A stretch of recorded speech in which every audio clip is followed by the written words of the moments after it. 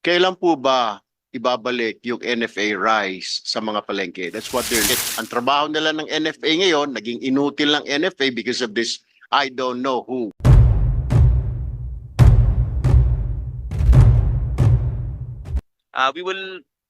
We will now start with the open forum. So the first on the list is the Honorable Erwin Tulfo. Yes, Mr. So Chair. we will accord him the chance to ask his question. Oh, thank you, Mr. Chair. The reason why I'm here, Mr. Chair, is that a lot of our people, our constituents are asking, kailan po ba ibabalik yung NFA rice sa mga palengke? That's what they're looking for. Right now, yung bigas ho natin parang ginto yung presyo. Unlike before, when NFA selling rice sa palengke, affordable, binibili ng mga tao. Mabango din naman, maputi din naman, pero lesser, mas mura po ng 10, 15 pesos bawat kilo kumpara sa mga commercial rice. And I know because of the rice tarification law, it prohibits NFA from selling directly to the market. Ang trabaho nila ng NFA ngayon, naging inutil ng NFA because of this I don't know who made this law and who approved this law. Siguro hindi ko alam kung whoever it is. Pero kung nandito, siguro ko bakit question ko, why do we not allow NFA anymore? I guess I can direct my question to the DA. Why is NFA not allowed anymore to sell rice sa market? Can somebody answer NFA or PhilRice or NFA mismo or DA? Please, because that's what our people are waiting for, looking for. They're looking for NFA rice. There's no more NFA rice in the market today. Can you please answer me that?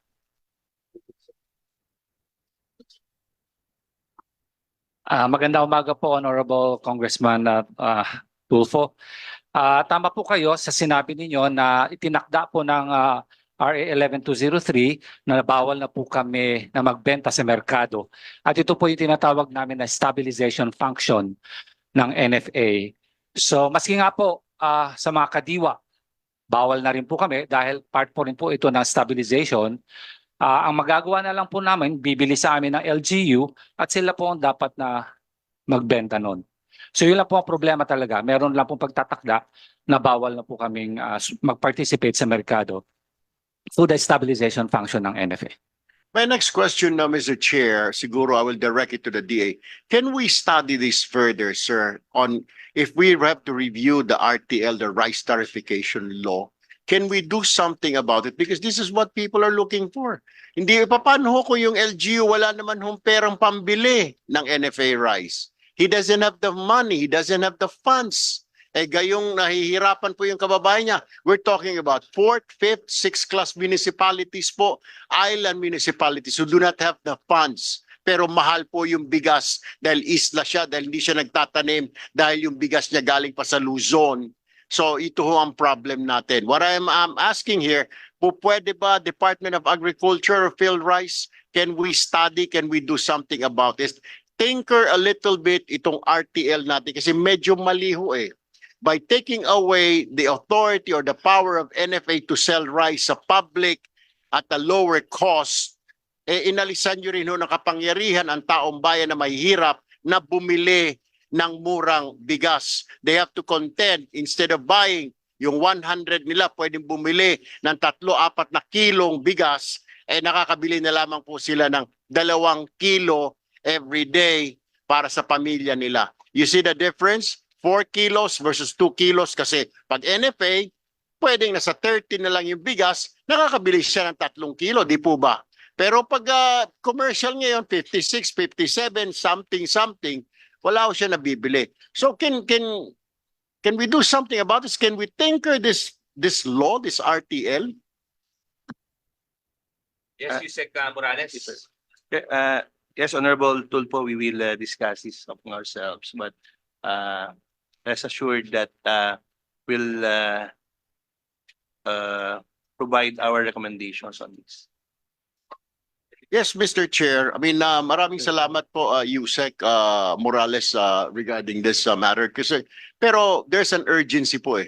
There's really an urgency. We cannot just sit back and relax while most of our kababayan who cannot afford who are living under minimum wage. Kaya nga po meron tayong mga programa ang Congress na mga tinatawag na serbisyo fair, na meron tayong mga binibigay na rice and cash distribution na pinangungunahan ni Speaker Romualdez upon instruction of the President para maging affordable ang bigas. Wherein kung meron po, maibalik ulit sa NFA yung power to sell rice sa market directly, hindi na padaan sa LGU, mas maganda ho, marami yung matutuwa. I was interviewed over the weekend ng isang radio stations. Ang reaction ng tao, sana matuloy na po yan. And I was saying, doon po sa interview, hayaan nyo ho, ipupush ko ho na ibalik ulit sa NFA yung authority na makapagbenta ng bigas. And everybody is reacting right now in the social media. Baka puro forma lang. And I'm serious. We have to do something about this. We have to fast track it. Kasi habang yung tao po, kulang ho yung pambili, yung buying power niya. We need to do this immediately. How soon can we look at this, Yusek Morales? Go ahead, Asek Benavides, ma'am. Thank you, Mr. Chair. And sir, maybe we can address this right now. DA has this initiative using the Price Act. If you look at the Price Act, there is Section 9, and it allows the Department of Agriculture to have a buffer fund. And yung buffer fund is for the DA to procure, even import, etc., any agricultural prime commodities and basic necessities. So we already drafted Secretary Chu Laurel already signed the implementing rules and regulations. So ang mangyayari po, we will have the buffer fund, and we will make sure na yung mga sensitive products including rice, corn, meron talagang stock ang DA kasi we're allowed to also to stockpile.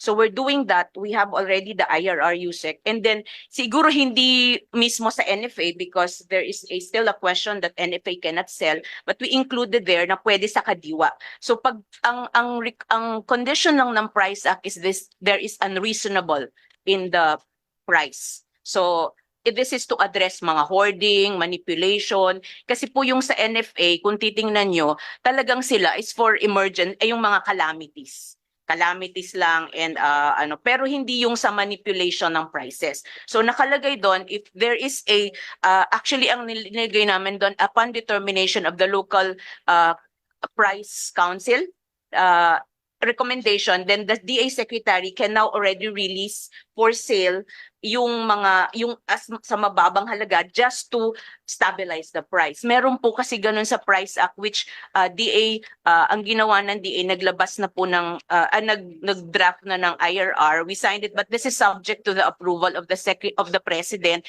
Yun po yung kailangan doon sa Price Act, but we're doing that right now, Yusek. Maganda po yung sinasabi ho ninyong IRR. I mean, you're doing something about it. Pero kulang po yan. When you're saying, hindi po lahat ng bayan sa buong Pilipinas may kadiwa. And kadiwa only exists 3 times a week or 4 times. Ang kailangan po ng kababayan natin, as we speak, meron pong asawa ng construction worker papunta sa palengke ngayon at this moment, bibili siya ng bigas because ang sweldo ng asawa niya arawan. So every day, she or he has to buy rice for his family. Kung dadaan po natin ang kadiwa twice a week lang ho. Kailangan ho natin na ibalik talaga the power of NFA to sell, to purchase not only buffer stock, but to purchase. Naumpisahan naman ito sa kay Apo Marcos Sr. po, di po ba? At hindi lang po bigas ang binibenta ng NFA, yung mga rolling stores, nababasa ko ho, nagbibenta ng itlog, mga mantika, etc., para makain yung daily na food ng mga Pilipino, mga gulay. Nawala ho lahat ito eh. Ang naging silbi nila ng NFA ngayon para buffer stock. Hindi naman ho lahat ng pagkakataon binabagyo tayo. Hindi naman lahat ho ng pagkakataon. Nasa sobrang dami nila ng stock kung saan kung ano lang ginawa ho nila. Di ba may investigasyon din tayo doon. Sinayang, binenta ng palugi sa mga traders.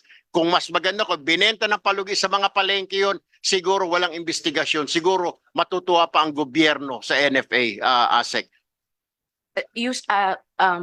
Mr. Chair, hindi lang po sa Kadiwa, no? Even retail outlets, pwede dong i-release yung mga these prime commodities and basic necessities that we have. Yun po. Pero yun iniwasan lang talaga namin na that NFA will do it because of the RTL. That's why nga, Opo. ma'am, I would say, Mr. Yeah. Chair, if you allow me, last question, if we can review this ASAP, kasi nga po, yung buying power po ng mga Pilipino, at alam naman ho natin, 3 times a day kumakain ng Pilipino ng bigas. Kung 2 kilo na lang po may bili niya sa 100, kulang na ho. Mas maganda siguro kung 3 kilo po, ng mga nasa 30s po yan, mas matutuwa ho tayo para may umaga, pananghalian, hapunan. What I'm saying, ma'am, of the Department of Agriculture, can you put your heads together with the Secretary and study, can we tinker this RTL? Yung provision lang na yun, not allowing NFA to sell rice, but then again, pwede na rin silang, hindi lang during emergency, kundi yung everyday makapagbenta sila, na everyday when I go to Qmart, when I go to Divisoria, I will say NFA rice doon sa mga box na nagtitinda ng rice. Yusek Morales. Mr. Chair. Yes, please proceed, Yusek. Honorable Please. Tulfo, wala kasi siya doon sa sinabit namin na but we will definitely discuss this Thank kay you. Secretary on the proposal of reinstating the function of NFA to sell sa market. Thank you. Yes. That's all, Mr. Chair. Yes, thank you, Kong Erwin. Thank you, Yusek Chris.